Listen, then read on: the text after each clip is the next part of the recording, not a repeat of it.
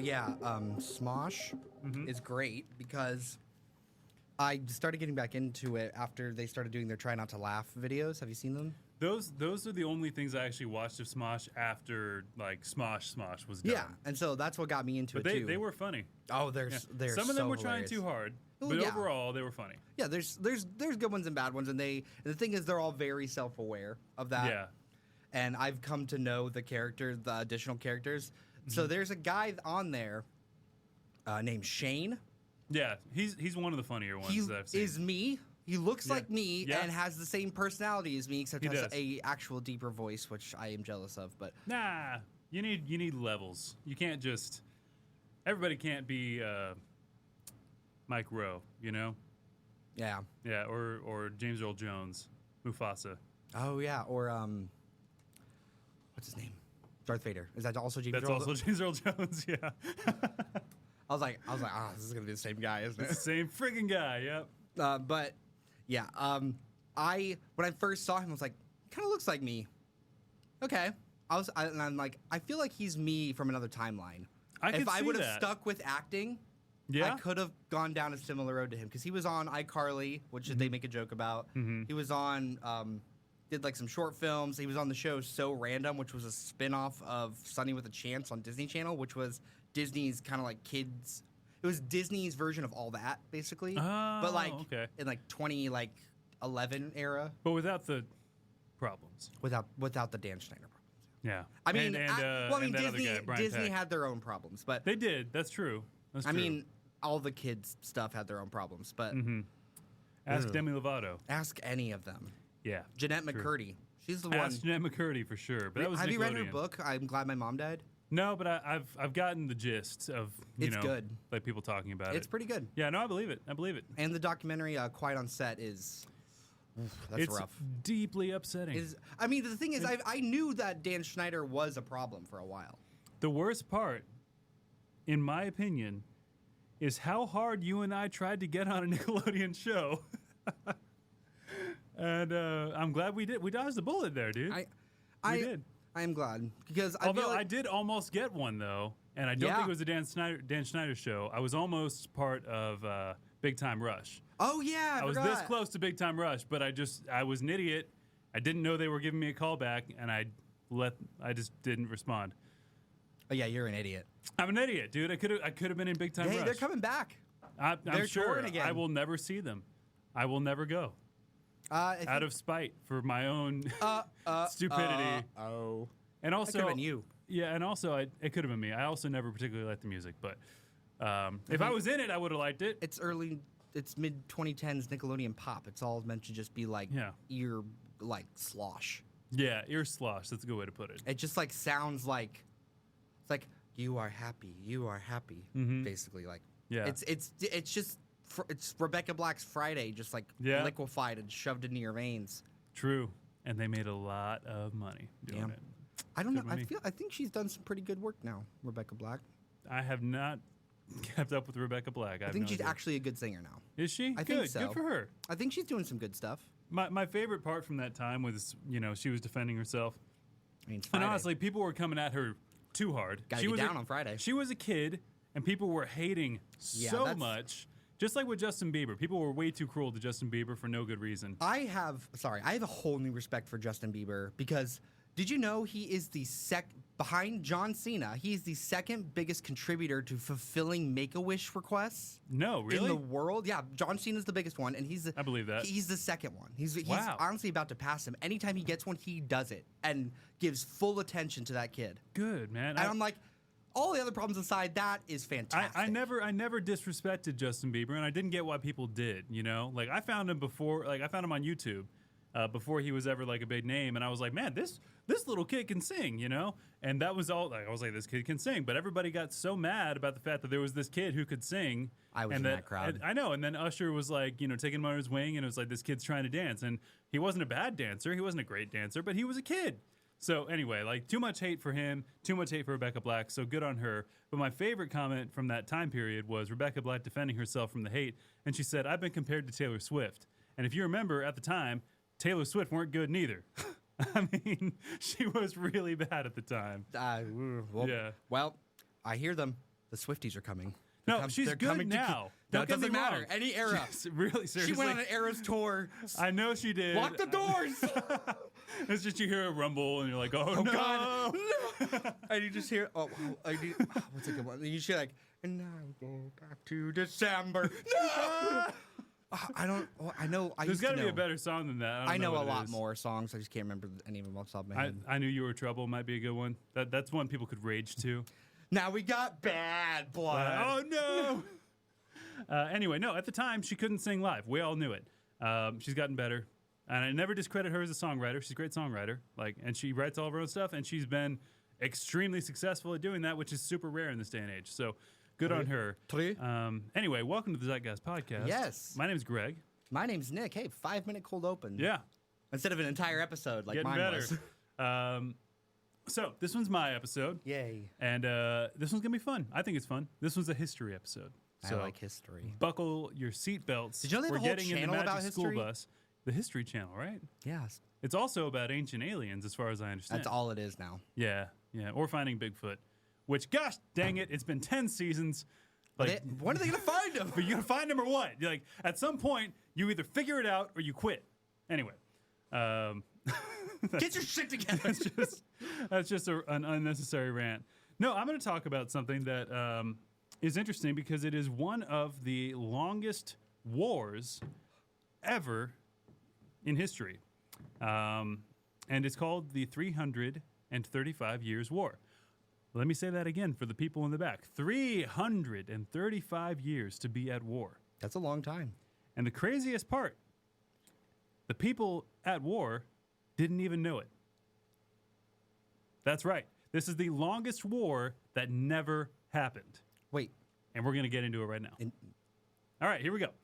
So it was like a Cold War? Technically, it was a Cold War. It was a bloodless conflict, but it was a war. Or was it? That's the debate. That's the theory. Okay. I'm hooked. At a certain point in history, which was 1651, there was basically a declaration of war between the Netherlands and the Isles of Scilly, which are on the southwest coast of Great Britain. Okay, so essentially, the UK and the Netherlands were at war, or declared war on March 30th of 1651. Okay. It lasted for 335 years. There were no casualties, and I'm going to actually get into the origins of this, so you can have at least some kind of understanding. But I wanted to give you a little teaser, right? So, at some time during the English Civil War, there was a fight between. There was an English Civil War? There was an English Civil War, yeah. Shows what I know about world history. Now, about 200 years before our Civil War, almost exactly, there was an English Civil War. Well, like father, like son, I guess. Yeah. Or like, weird uncle, like nephew. Are we the weird uncle? No, they're the weird uncle. And we're the weird nephew. No, we're the weird nephew. Yeah, we're the weird nephew that turned out to be worse. Yeah, actually, stepchild. I don't know. There's a lot of weird stuff in the UK to this day, but we can get into that later. Like, I will eventually want to talk about weird laws that exist in the UK from 500 years ago. They're actually kind of funny. But between royalists and parliamentarians from 1642 to 1651. So anyway, Oliver Cromwell, might recognize that name. Why? I don't know. I'm reading a Wikipedia article, and I don't remember who Oliver Cromwell is. He sounds very familiar. He is familiar, but he fought to the royalists at the edge of the Kingdom of England in the west of Britain, meant that Cornwall was the last royalist stronghold. In 1648, Cromwell pushed on until the mainland Cornwall was in the hands of the parliamentarians. Let me just, for context, Oliver Cromwell was a important figure in history of the British Isles. He came to prominence during the War of the Three Kingdoms, which was the English Civil War. Okay, gotcha. So he was kind of commanding the parliamentarians. We can just say that. Okay. In simple terms, English people out there commenting on our TikTok, please be gentle, okay? This is not our history. I think Cromwell is also a common name. It is. True. But this guy was a big deal in English history, and we didn't learn it. So, just... So back off. Back off. Just take your pitchforks and shove them up your... I'm just kidding. Oi, governor. Bloody chill. Just chill. That went Australian there for a second. Yeah, I did. All right. Oh, no. Go ahead. Oh, no. Oliver Cromwell pushed on until mainland Cornwall was in the hands of the parliamentarians. The Royalist Navy then retreated to the Isles of Scilly, which lay off the Cornish coast and were under the ownership of Royalist John Granville. Okay, so for context, English Civil War, Royalists were losing. They retreated to these islands off the coast of Cornwall and claimed it as a Royalist stronghold. This is where the king will take back power on these tiny little islands off the coast of the main island. I don't know. At some point, it's kind of like with Finding Bigfoot. At some point, you win or you give up. Anyway, or you join them and get big feet. Yeah, yeah. Big shoes. Right. That's actually that's a Wendigo. Actually, you can join them and end up. Oh yeah. Yeah. That's a great short story, by the way. Joining the Wendigos? Algernon Blackwood, the Wendigo. Oh yeah. Super good short story. I read it like every October just to get in that spirit of like, ooh, spooky. I reread the No Sleep Mold story. That's also a great one. It's good. Total sidebar. You remember the first time we read through that was when we were camping? No, because I read it on the drive up there. You told me to finish it before we got there, and it freaked me the hell out. Yeah, and I read it while we were like camping. I had downloaded it, so I could read the whole thing. This is the first time I ever became aware of what No Sleep is. And for those who don't, it's a subreddit called No Sleeper. It's basically like it's another name for creepypastas. It's like but it's stories that are made to make you think they're real, but they aren't actually real. Right. It's different than creepypastas because they're dynamic. So like the people that write the story and publish it will also respond to people in the comments and give more context and stuff like that. That's what makes No Sleep special. And this was one of the first popular ones as far as I know.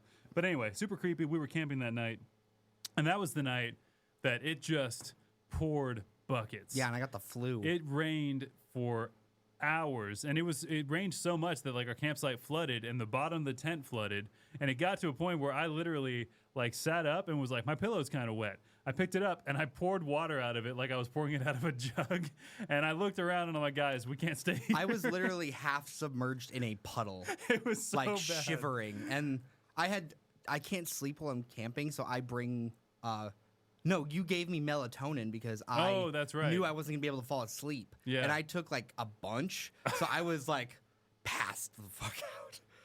And like just laying in this cold but you're water. Just slowly drowning, and you're just like, yeah. Well, why do you think I went home with the flu? Like on the drive back, I got the flu.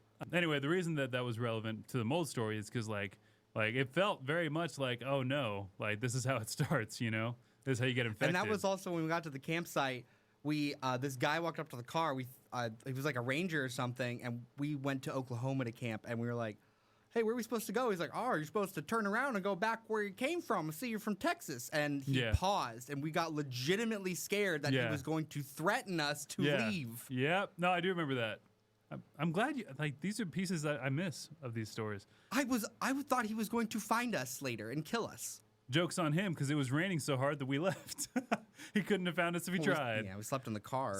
Yeah. Anyway, so back to how the Dutch got involved. How did the Netherlands declare war on the Isles of Scilly? And why? Well, the United Provinces of the Netherlands at the time allied with the parliamentarians. So they were assisted by the English under a number of rulers in the 80 Years' War, starting the Queen Elizabeth I. Blah, blah, blah. The English had been good to them. They wanted to support them. So on the 30th of March, 1651, Lieutenant Admiral Martin Harpertsoen Tromp. Tromp. Like you remember the podcast here, the Tromp family? Those were Australians, but this is a Dutch guy. I made the title clickbait and I called it Trump.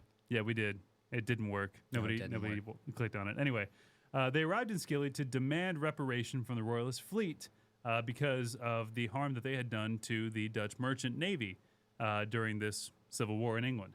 Okay. A letter explains that Trump came there and related that he had been to Scilly to demand reparation for the Dutch ships and goods taken by them, receiving no satisfactory answer. He, according to his commission, declared war.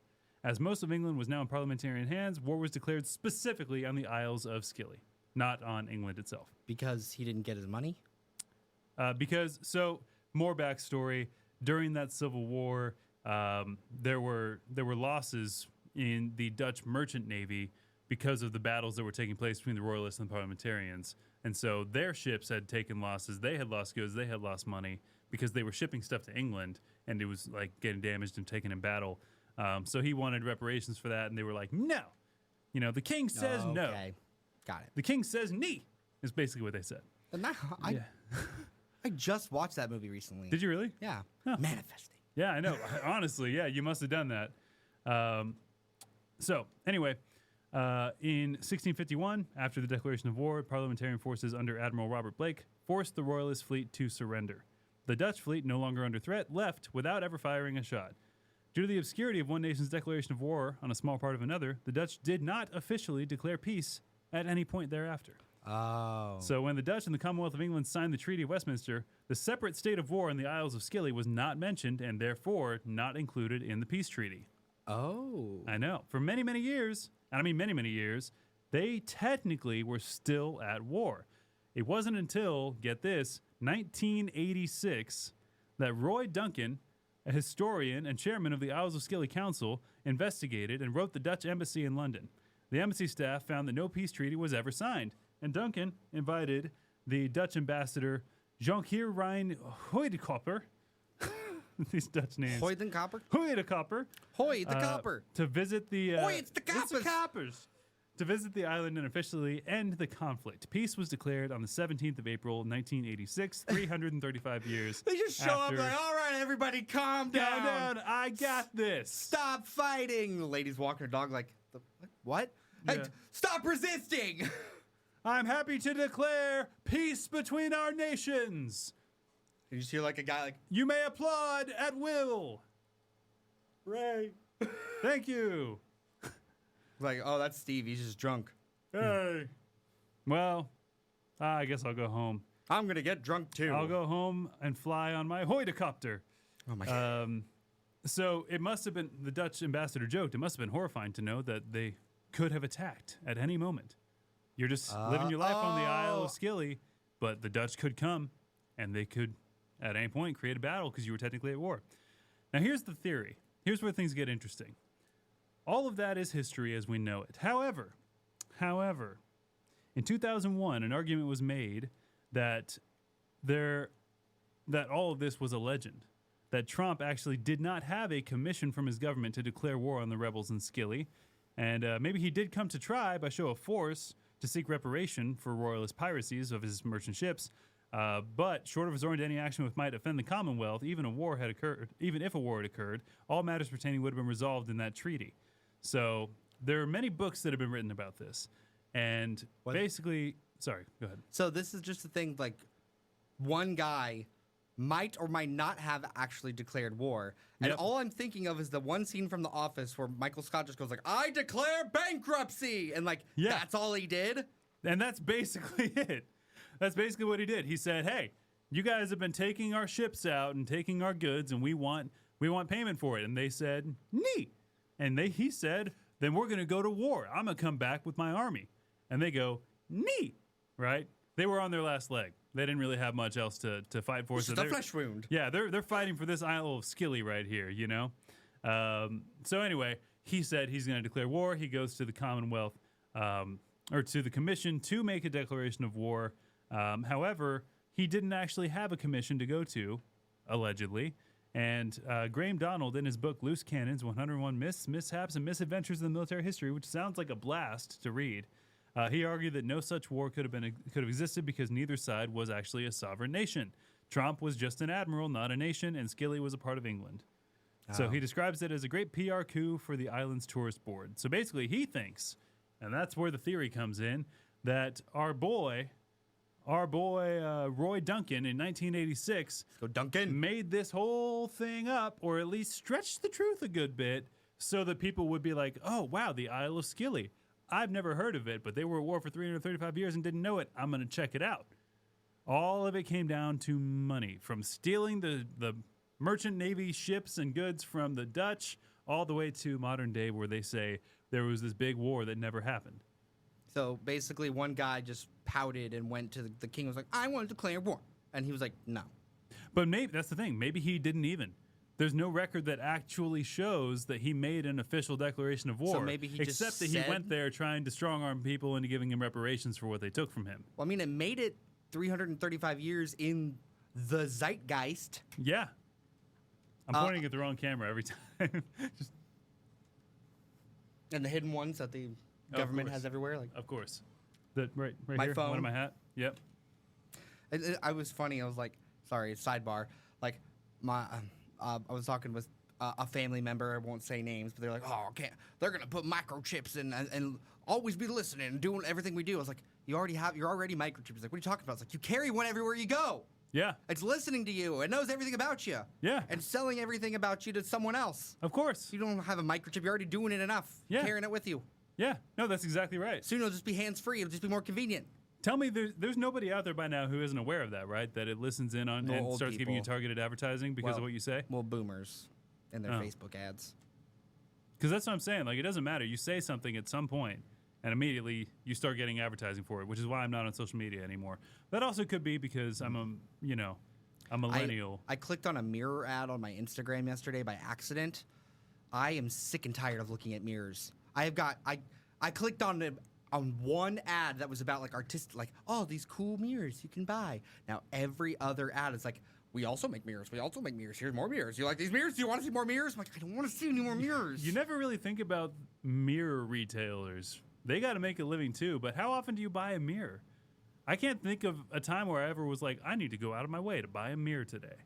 The only one I've ever bought was one from IKEA. The IKEA ones that are taller, so you can like for my kid, yeah, I did that. I still have the one my wife bought forever ago. That's what I'm saying. It's like women will buy mirrors, but they'll buy weird little decorative mirrors that have like shells on them and crap. You know, well, I like those kind of mirrors. I'm not saying there's anything wrong with them. The mirror they showed me was kind of cool, but that's what I'm saying. It's like you get a small little decorative mirror and you put it somewhere. But it's like to go out of your way to sell like the big mirrors. It's like I don't think I would ever like stop and think like I need to buy the biggest mirror today. It kind of comes with the house. Yeah. You got mirrors in your bathroom. If you could buy a house and it doesn't have mirrors in the bathroom, somebody died there. What? Almost certainly. Oh, I thought it was like a thing. Like if you find a house with no mirrors, somebody's died there. Like it's like a urban legend. It's not. I mean, it's not. No, I'm just saying. Like the odds are, if there ain't any mirrors in there, somebody got murdered. I don't know why. Just picture the room, picture the bathroom without any mirrors in it. It's not that big of a stretch to picture a severed arm and a bathtub full of blood right there. Because if the mirror was there, that wouldn't have happened. I don't know why, but it wouldn't. Is that the hook? Are mirrors magical? Do mirrors give you some kind of protection? No, mirrors are scary. That's true. Mirrors are scary. There's a lot of superstition around them. You can't break them. You can't say Bloody Mary into them. That's true. You can't. Candyman, another one. Or like if the two-way mirror thing, you touch your finger to it, and like it touches, you see behind it. Yeah, that's true. That's true. Probably a good idea to just never take your penis out in front of a mirror because it could be a two-way mirror. And I have to look at my ugly ass face every morning. Yeah. I wonder if one were to touch a penis to a two-way mirror, you would be arrested. Yeah, that's a good test, right? You're already in custody because the police officer's looking at you through the two-way mirror. You're literally just in the interrogation room. You're like, what if there's a two-way mirror? Zip, let's test. And you hear over the intercom, stop. No, don't do that. Don't do that. I knew it. I knew it was a two-way mirror. You're spying on me. You're under arrest again. Well, for exposure, but even though we already arrested you for murder. Yeah. Literally covered in blood. Right. What were we talking about? We got on. Oh, yeah. Somehow we got to how, like, they're all listening to you. We were pointing at cameras, hidden cameras, microchips, listening in, target advertisement, mirrors. I said that that knowledge has gone down 335 years. Clearly, he either had to tell a bunch of people, he's like, yeah, I totally declared war on them. We're at war. Well, that's what I'm saying. It's possible that it didn't. And it's possible that in 1986 or whatever year that was. Well, then how would the word spread then? How would it stay in... It didn't. That's why they didn't ever declare peace, because they didn't know. It was only that they were technically at war, but nobody knew until this historian in the Isle of Scilly. I thought it was okay, you're right. No, he uncovered it and was like, oh, wow, this Trump guy declared war. You said and we never had a peace treaty. And then he called the embassy for the Netherlands, and they said, you're right, we didn't have a peace treaty, so let's go ahead and sign one. You know, it was all just it was a marketing fiasco. You know what I mean? Just a project that just didn't get off the ground. And I'm just imagining this tiny island, like this lady's putting something in her mailbox, and the neighbor comes out. He's like doing something like, hey, Susan, are we at war? And she's like, I don't know. Feels like it, but I don't think so. And then the Dutch come and they have like long swords and they're down like wooden boats. Just It's like, we are at war. I knew it. Well, Susan, it was nice knowing you. Well, get your pitchfork. Yep. It's like, well, hope you don't mind. I'm going to loot your house now. Yep. He just jumps through her We're window. going to go down or we're going to die trying. Here we go. Those are both the same thing. We go down or die trying. We're going to fight and probably die.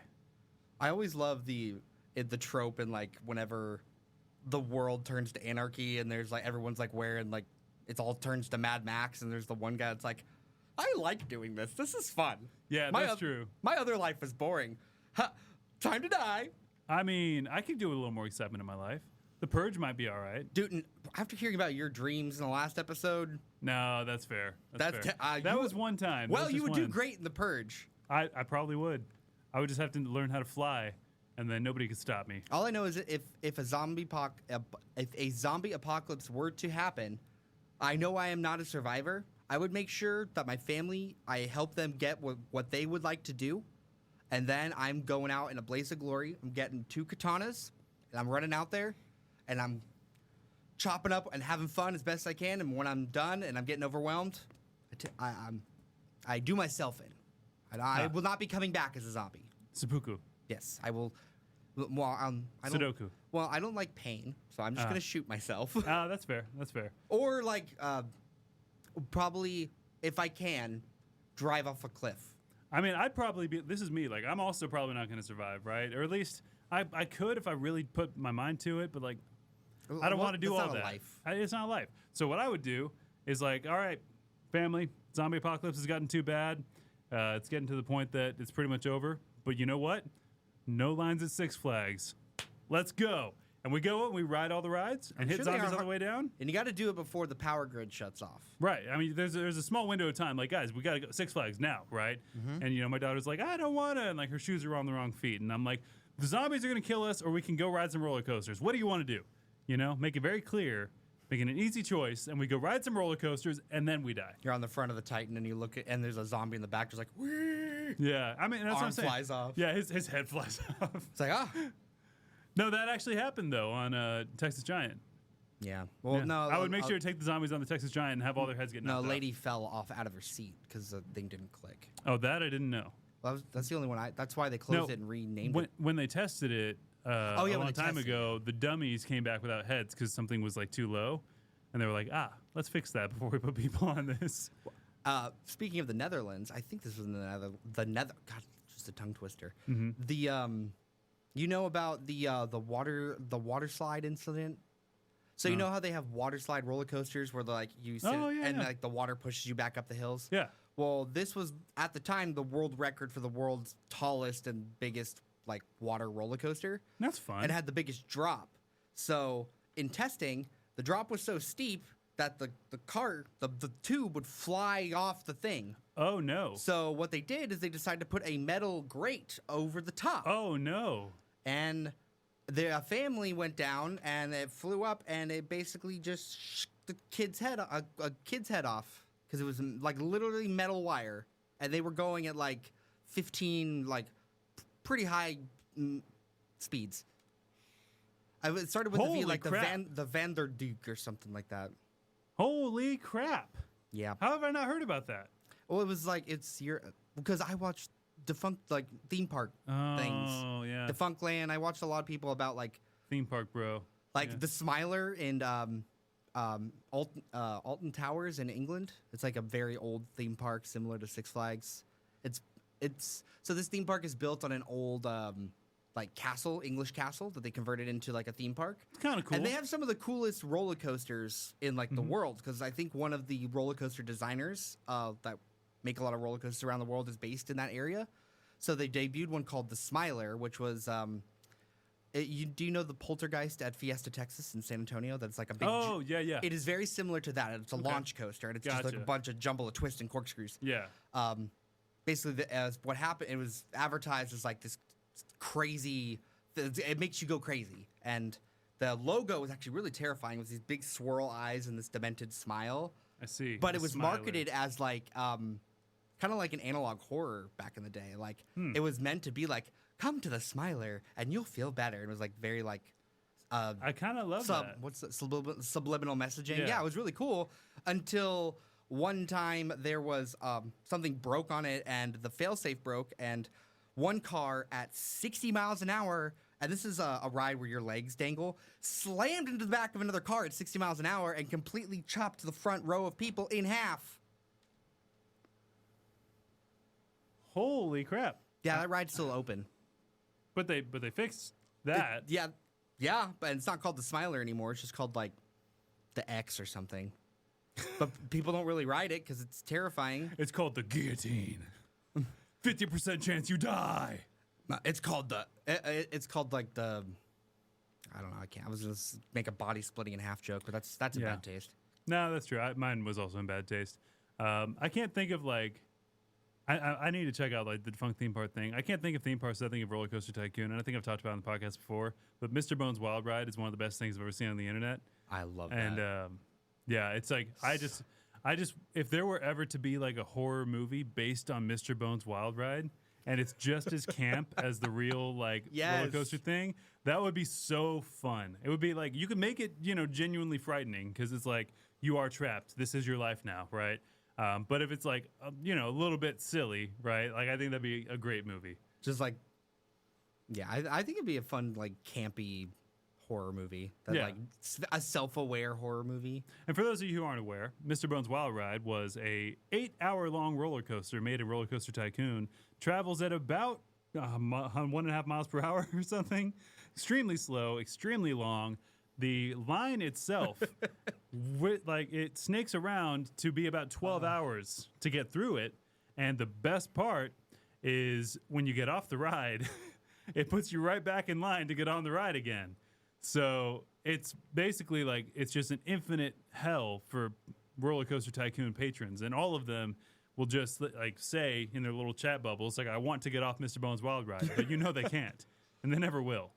It's good fun. It's either that or just like launching your roller coaster with like getting it. Oh, for sure. Roller Coaster Tycoon. But that's the thing. Game. It's like it's so much more sadistic, that guy that did the Mr. Bones Wild Ride, because it's like he's just gonna let them. They're just gonna let him suffer. And I think that was like a 4chan thing too. So those guys are twisted. Yeah, 4chan. Like you think Reddit's bad. 4chan. And there's it goes deeper than that, right? Like there's more than.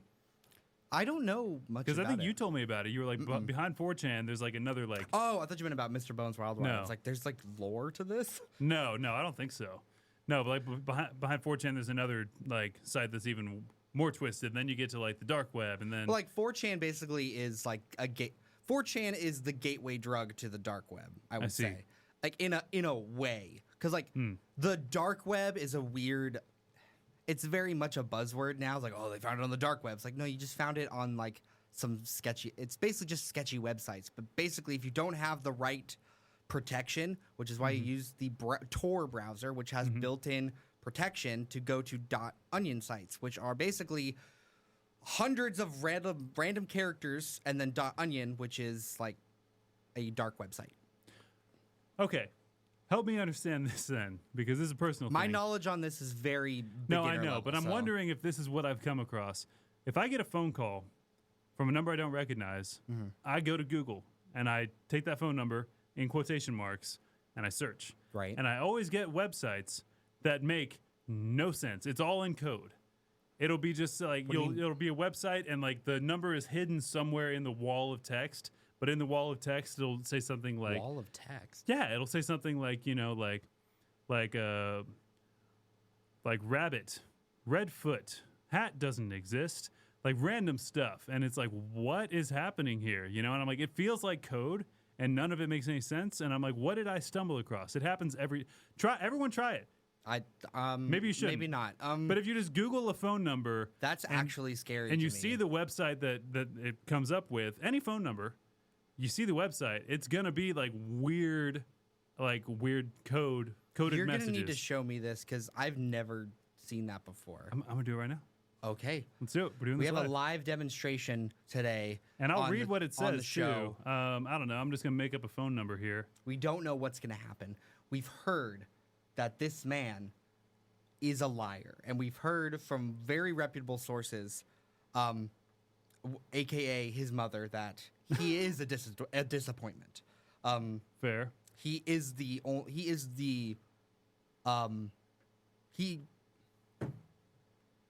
I was gonna say he's considered the middle child, but you actually are the middle child. I'm one of the middle children. Yeah. Oh yeah, right. I always forget. Okay, that number didn't work. Hold on, let me try it. Let me try a different one. So, strike one. Well, because it definitely, I know. It definitely did it. No, I believe you. Like, also I was going to show you. If y'all like Roller Coaster Tycoon, they have, the original Roller Coaster Tycoon available on your phone to play. Oh, that's fun. I didn't know that. Yeah, they retooled it.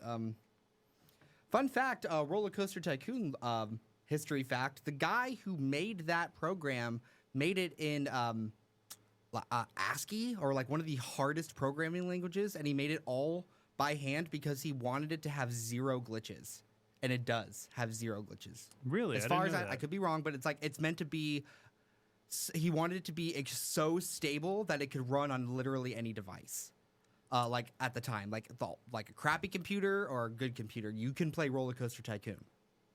So, good job, man, who made that. You made many childhoods. Yeah. Okay, I can't find it with any of these. I'd have to, if I find it, I'll screenshot it and I'll send it to you. Okay, I'll put it. There's certain times. I put up something here. Yeah, there's certain times where I don't know why it doesn't make any sense, and it's definitely code, and I'm like, I don't like go any a deeper white than that. page full of text, like more or less full of text. Yeah, like no, like written out like as in words, or just like end to end. No, they're separate words. Oh, so it's like, but the words make no sense. But it's like written out in like a document. Kinda, yeah. Is there anything else on the page? Any other like visual elements, or is it just like a white page with words? Sometimes there's a header that also doesn't make sense. Like, okay. Yeah. Because if anything, it could just be like a bot website that that's the what I'm phone thinking. number goes through, and it just generates random crap, and then like, hopes that people search for it and click on it, and then it gets ad revenue. revenue. They registered that website to an IP address that's not connected to them. That was my first thought. Was like they just want people to find this website and click on it, which I did. Right, that's how we got here. But I also wonder, is there something deeper going on? Yeah, is there something deeper going on? Like, am I uncovering something that's like a secret, code that if I knew how to unlock it, I'd find the rest of the 80% of the internet that is, in the deep web. Well, I'll tell you, I've been on the deep web one time, and I went to a website where you could buy credit card numbers for Bitcoin. I hate that. I was so tempted. What, was it cheap? Some of them were, yeah. Some of them were like, "Hey, this is a credit card," and they get. So it was like just like a page, like a blue. It was a blue page, white text, and it had some table boxes on it, and on it had credit card. It had like the number, like all normally like censored out with except the last 4, and then it said, "This has this much money on it. You have 2 hours to purchase and use before it gets canceled." And it had like countdown timers on them, and some of them were like thousands of dollars. Some of them were like $50, and you would get like $300 worth of spending, but you had to get like $50 worth of Bitcoin. And I was like, maybe I should try this. And then I was like, no, I would rather not die. But I'd also rather it's not even that. You're just as bad as all the scammers out there. Exactly. That do nothing but that, But like I can, but the thing is, be careful out there because that stuff is tempting and deceiving. Yeah. No, absolutely. It's so easy to skim a credit card. I can't even believe how easy it is to skim a credit card, dude. Yeah. Like, you can tell us about the times you've done it? No, I just know how it works. Yeah, it's you could use even like you can use an old school skimmer that you put on a swipe machine, right? In case somebody inserts it. Every time I go to a machine, I like jiggle it. Yeah, you got to test it, right? So you could use that at gas stations. That's very common. You could also use a tool like Flipper, right? I don't know if you've seen these. Flipper. Yeah, it's like a little like hacker tool. It's like orange and white. Yes, and you load like NFC stuff on it. Exactly. And so you could literally just walk by, somebody's got a card in their wallet, boop, got your data, It's weird because I saw an ad for that where it's like, oh, you can copy like your work badge, like that, like beep beep, like to get in, and like it'll copy it onto here. I was like, what if I just stole like someone from like the NSA's work badge and just copied it and just went boop boop? Dude, I mean, digital locks. Right? You could just like boop, into anything. It's so stupid. Like that's why we have fingerprints and face IDs. Mm-hmm. So I hope you're scared as I am. if this wasn't supposed to be about all that. This is supposed to be a silly episode about the Isle of Scilly and the Netherlands and their war. I feel skilly. I feel awfully skilly myself. Feel pretty skibbly toilet. Yeah. Sticking out my gat for the Rizzler. Anyway. I feel that. Okay. Sticking up my gat. Yeah. Sticking out your balls for the baller. Sticking out your butt for the butler. Yeah. Yeah. Trademark. Not trademark, copyright. Yeah. Trademark's harder to get. It's already on Urban Dictionary. Somebody already stole it. We haven't even posted this yet, and somebody already stole it. Yeah. Stolen. Anyway, I don't know how to end this. You end it. Yeah. No, just what do you guys think about the war that never happened, that lasted almost as long as any war in history? Did it happen? Did it not happen? What's your take on it? Was it all just a tourist scam to get people to go to the Isles of Scilly? Also, try to find a website that has a bunch of weird code on it. Send me information about what you find out, because I am very perplexed. I'd like to know. Don't go on the deep web.